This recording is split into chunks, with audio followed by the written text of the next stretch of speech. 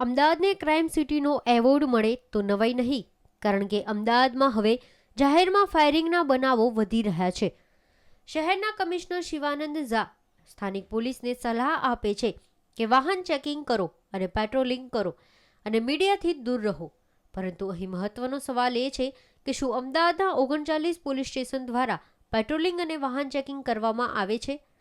તેમાં એક પણ એવા આરોપીને કે એવા કોઈ શકમંદને ઝડપી પાડ્યો કે જેને મોટા ગુના આચર્યા હોય, કે કોઈ વાહનમાં કે કોઈ વ્યક્તિ પાસેથી હથિયારનો જથ્થો ઝડપી પાડ્યો હોય? નહીં, એક પણ આવો કિસ્સો સામે આવ્યો નથી. પરંતુ જાહેરમાં ફાયરિંગના બનાવો વધતા જ જઈ રહ્યા છે અને પોલીસની નિષ્ક્રિયતા છતી થઈ રહી છે. છેલ્લા 4 માસની વાત કરવામાં આવે તો અમદાવાદના પૂર્વ વિસ્તારમાં 2 અને પશ્ચિમ વિસ્તારમાં 4 બનાવો બન્યા છે, જેમાં એક ફાયરિંગ કેસમાં બનાવના મૂળ સુધી નથી પહોંચી શકી. આમ તો કહેવાય છે કે કાનૂન કે હાથ બડે લંબે હોતે હૈ, તો કેમ પોલીસના હાથ આરોપીઓ સુધી નથી પહોંચી શક્યા?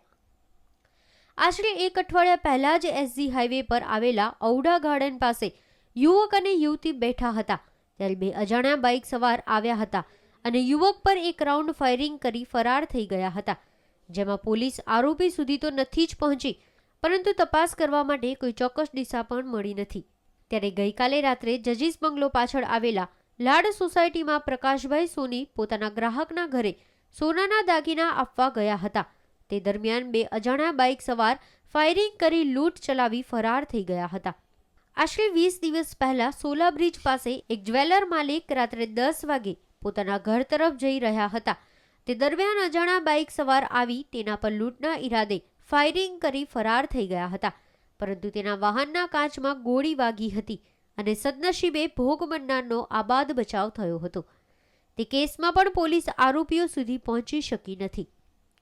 એ પહેલા ઉસ્માનપુરા વિસ્તારમાં ચિંતન શાહ નામના વ્યક્તિ પર અજાણ્યા બાઇક સવારે ફાયરિંગ કરી ફરાર થઈ ગયા હતા, જે કેસમાં પોલીસ તપાસમાં સામે આવ્યું કે ચિંતન શાહની પત્નીએ જ પ્રેમ પ્રકરણમાં સોપારી આપી તેના જ પતિ પર ફાયરિંગ કરાવ્યું હતું.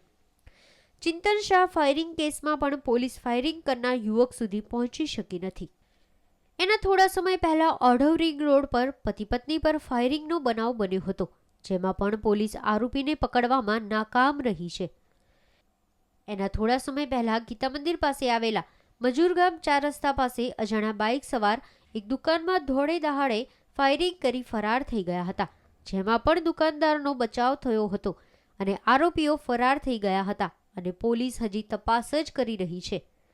શહેરના પોલીસ કમિશનર શહેરમાં ગુનાનું પ્રમાણ ઘટે તેના માટે અનેક એક્શન પ્લાન બનાવી રહી છે, પરંતુ આરોપીઓ ગુનાને અંજામ આપી ફરાર થઈ રહ્યા છે, જેથી પોલીસની નિષ્ક્રિયતા છતી થઈ રહી છે. Bureau report, news online.